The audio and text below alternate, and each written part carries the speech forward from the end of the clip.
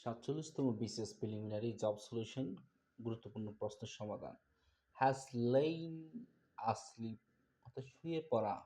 শুয়ে পড়া ইংরেজি হচ্ছে লেইন, LAIN লেইন। আসলিপ অর্থ হচ্ছে শুয়ে পড়া।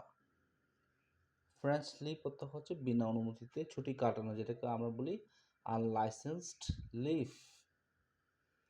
পরি পরি একটি হচ্ছে তৎসম উপসর্গ। পরি একটি হচ্ছে তৎসম। পুঁথি সাহিত্যের লেখক হচ্ছে সৈয়দ হামজা। শুকানল এর বেশ বাক্য হচ্ছে সুখ রৌপ অনল, শুকানল। রাজনৈতিক উপন্যাস হচ্ছে জাগরি। টি.এস. এলিয়ট হচ্ছে 20 শতকের একজন ঔপন্যাসিক বা কবি। বাংলাদেশ কমনওয়েলথে যোগদান করে 1972 সালে। আইন ইনডিসক্রিশন অর্থ হচ্ছে অসাবধানতা। ইনডিসক্রিশন অর্থ হচ্ছে অসাবধানতা।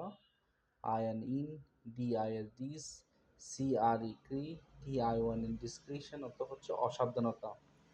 হংকং চীনের সাথে যুক্ত হয় 1997 সালে। সুচিস্মিতা শব্দটি বানানো হচ্ছে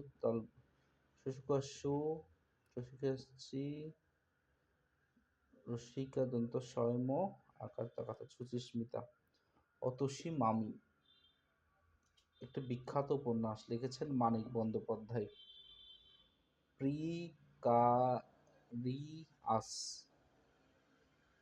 প্রিক্রিয়াস অর্থ হচ্ছে ঝুঁকিপূর্ণ। বানানটা দেখি, প্রি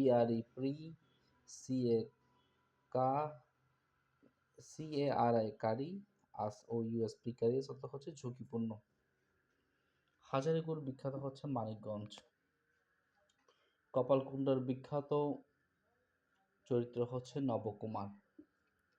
রক্ত সন্ধি বিচ্ছেদ করলে আমরা পাবো রনচ যোগ ত, রনচ যোগ ত পাবো হচ্ছে রক্তের সন্ধি বিচ্ছেদ।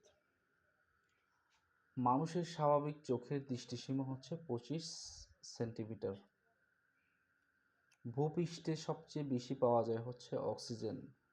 বলেছে কি ভূপৃষ্ঠে সবচেয়ে বেশি পাওয়া যায় অক্সিজেন। অস্পষ্ট ইংরেজি হচ্ছে ইলিজিবল, ILLEGIBL অর্থ হচ্ছে অস্পষ্ট। বিলুপ্ত অর্থ হচ্ছে ডাই আউট অর্থ হচ্ছে বিলুপ্ত।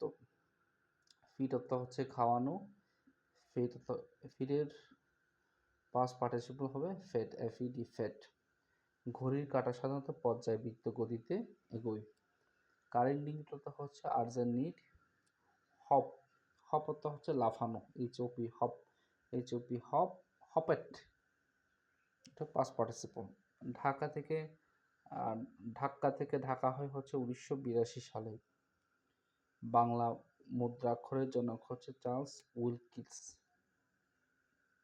চার্লস উইলকিস হচ্ছে বাংলা মুদ্রাক্ষরের জনক। ধন্যবাদ সবাইকে।